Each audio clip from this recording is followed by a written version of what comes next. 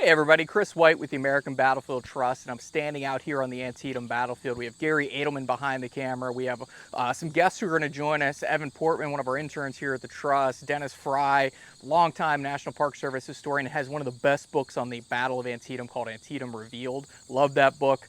Kevin Pawlak will join us from Emerging Civil War, and he's an Antietam licensed battlefield guide. He has a book here on Shepherdstown during the Civil War, if you're interested to learn more about Shepherdstown. And you can also learn more about Sharpsburg, the town itself, and how that was impacted by the war. But I'm kicking off what we have dubbed somewhat of a freak show of a clock around Antietam. We're going to go point by point and kind of orient you to the battlefield. And if you're a member of the American Battlefield Trust, we thank you. And if you supported the efforts here at Antietam to preserve this piece of property that we're standing on, I doubly thank you. This is what we call the Epicenter property. This helps to tie in the cornfield behind me with the fighting that took place down around the visitor center, over into the West Woods off to my right, and then off towards the East Woods and the Smoketown Road off to my left. So it's a piece of property you may have learned more about through our efforts at the American Battlefield Trust. And if you're not a member, head over to battlefields.org, learn more about what we do. If you're on YouTube watching this, please click that bell notification, subscribe button, and like button. And if you're over on Facebook, please hit like and follow us on Facebook, because we always have something coming at you. We plan on doing more videos from different battlefields over the next few years, because this is the 160th anniversary of not only Antietam, but the election of 1862, then Fredericksburg, Chancellorsville, this little battle in Pennsylvania that Gary's a little bit obsessed with, Gettysburg, and then beyond. So we're going to be hitting with a lot of different places. But today, what we're going to do is talk a little bit about the points of the battlefield you can see here from the Epicenter and why this battlefield preservation effort was so important. So behind me, I'm going to focus in on the cornfield. You might know the 30-acre David R. Miller cornfield. In reality, that's probably 150 acres of fighting around us. About 30 acres of the corn, which would be no higher than about 6 to 6.5 feet high at the time of the Battle of Antietam. But that would have been the area where the battle kicks off. That would be Joseph Hooker's Union 1st Army Corps, 47-year-old Hadley, Massachusetts native, West Point graduate of the class of 1837. He is going to start pushing his way towards the south. That's to the north. We're going to be pushing towards the south. To find the East Woods and the West Woods, you look to your left and your right from where I am. The east is to my left, the west is to my right. But they will also be using a very important axis of advance, as we would call that, and that's the Hagerstown Turnpike. This is the original Hagerstown Turnpike running here. Today there's a bypass on the other side of the West Woods. Out in that area, if you take the bypass, Maryland 65, you'll go past the 15th Massachusetts Monument, which is a wounded lion, a very poignant monument out here. But this area would have been the original Hagerstown Road. The Iron Brigade would be off in that direction. We'll have Medal of Honor recipients taking place. A 15-year-old Johnny Campbell, is it Campbell or Cook, out in that direction. Battery B, 4th U.S. Artillery. We'll also have out behind me the Indiana Monument. And then, of course, we have the famous cornfield. Now, coming down into this cornfield, most people are going to focus on Hood's Texas Brigade, or maybe Law's mixed Mississippi, Georgia's, and all those guys coming down to my left. But I'm going to talk for just a moment about probably one of the most famous people of the American Civil War, made famous by the movie Glory, and that's Robert Gould Shaw. Most Civil War aficionados or buffs or people just getting into this know him associated with as the colonel of the 54th Massachusetts Infantry, which fought in July of 1863 on Morris Island outside of Charleston Harbor. On land, some of the land that we preserved down there in Charleston as part of the American Battlefield Trust. But here at Antietam, he's actually fighting with the 2nd Massachusetts Infantry and part of George Gordon's brigade. He's also coming down here with some Wisconsin men from the 3rd Wisconsin, the 27th Indiana, who were made famous by the Special Order 191. 2 of the 3 men who found Lee's Special Order number 191 are wounded off behind me, and that will be John Bloss and Barton Mitchell, who are both wounded out here in that cornfield. Everyone's laughing behind me because I want to call him something else. Another historian named Barton Myers, who I know. I always want to say Barton Myers, but they're wounded out here. But Shaw is also out here fighting.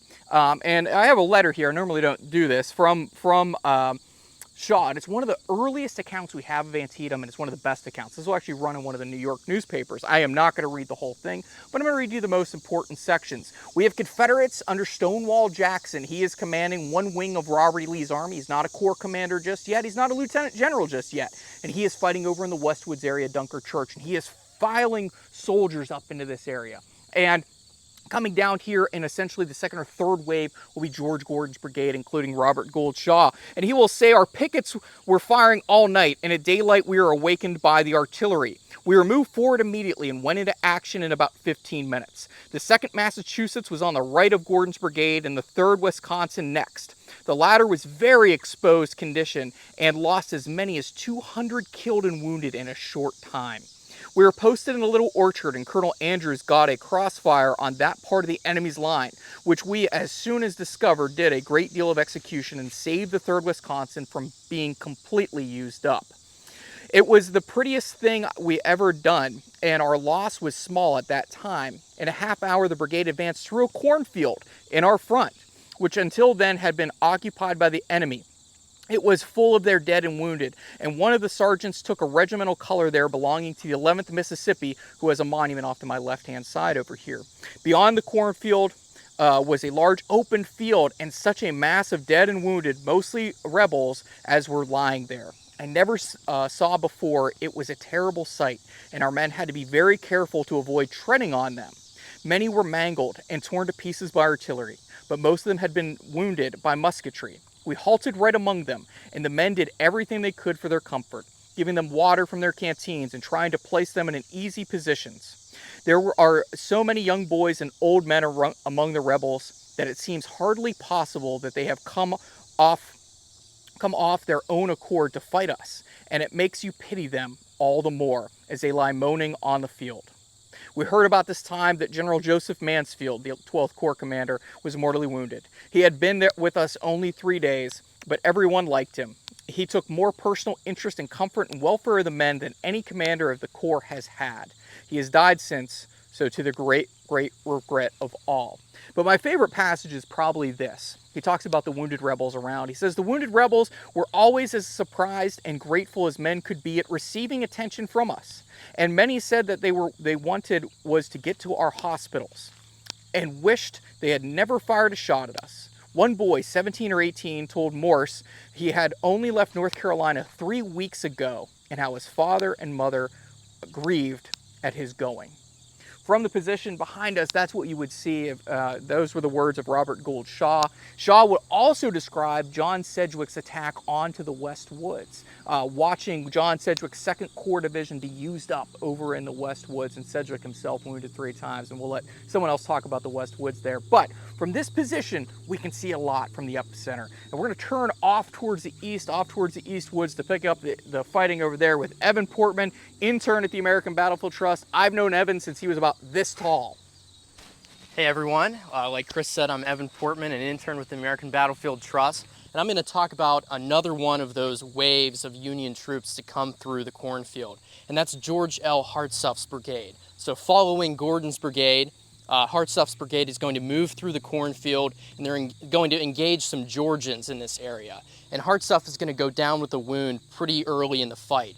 So Colonel Richard Coulter is going to assume command of the brigade from the 11th Pennsylvania. And Coulter is from Westmoreland County, Pennsylvania, my home county, from Greensburg, just east of Pittsburgh, and he's a lawyer. So when he takes command of this brigade, the men from Pennsylvania, Massachusetts, New York are going to sweep through the cornfield, and they're going to engage, again, some of the Georgians, but also Harry Hayes' Louisiana Tigers, who are coming out of the West Woods here. And Coulter sees this new threat in front of him, so he's going to order the left wing of his brigade to swing around into a V or an L formation. So think of Joshua Chamberlain on Little Round Top, but inverse. So he's going to catch these Louisiana Tigers in a crossfire, and he's going to do some really heavy damage to the Tigers. But the Louisiana Tigers are going to inflict heavy casualties on Coulter's brigade also. Someone in the 12th Massachusetts said that as he advanced through the cornfield, within seconds, all of his messmates were down around him.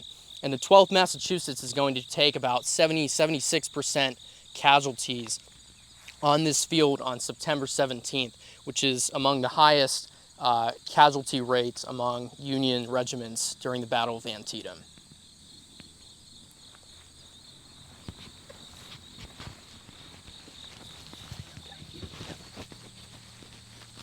Hi, I'm Dennis Frye.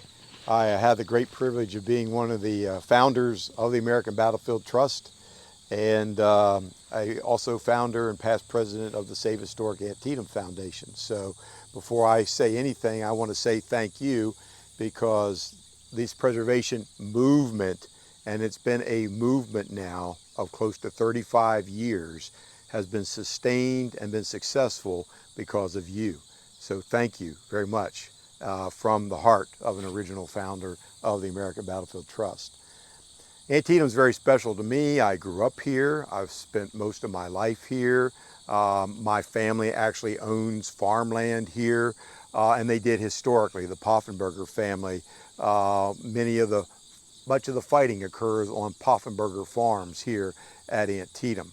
But we're not on one of the Poffenberger farms here, but we are looking south. And as we look south, we see some really important landmarks on the battlefield. But several of them are quite some distant. For example, the mountain that you see just over here off my shoulder, nearest us, overlooking the battlefield, is called Red Hill. Now, there's no fighting on Red Hill, but that is strategic importance to the battle, because George McClellan's going to use Red Hill like a modern-day satellite. He will place an observation point on Red Hill, a signal station on Red Hill. And as a result of that elevation, those men can see much of what's happening down below them and are able to communicate with General McClellan intelligence that they physically and visually can see from that elevation. So Red Hill is really critical to what happens at Antietam in terms of some of George McClellan's decisions. Further along, behind, in the distance, you can see another mountain. That is the Blue Ridge. That's the Blue Ridge in Maryland. And in fact, that is the last of the Blue Ridge, the northernmost of the Blue Ridge in the United States. It's called Elk Ridge. And actually, most of you have probably seen Elk Ridge and don't even know it. When you go to Harper's Ferry and you stand at the confluence of the rivers where the Potomac and Shenandoah come together, and you look across the river and you see that mountain with those large cliffs, that's Elk Ridge. That's the southern tip of Elk Ridge at Harper's Ferry. And so though we can't see the Harper's Ferry water gap from here, Elk Ridge shows you that we're not very far from Harper's Ferry. And so now as we start to move in and get closer focused on right here, you'll notice behind me the monument on the hill, and that is on a hill, the New York State Monument. That was placed there in 1920.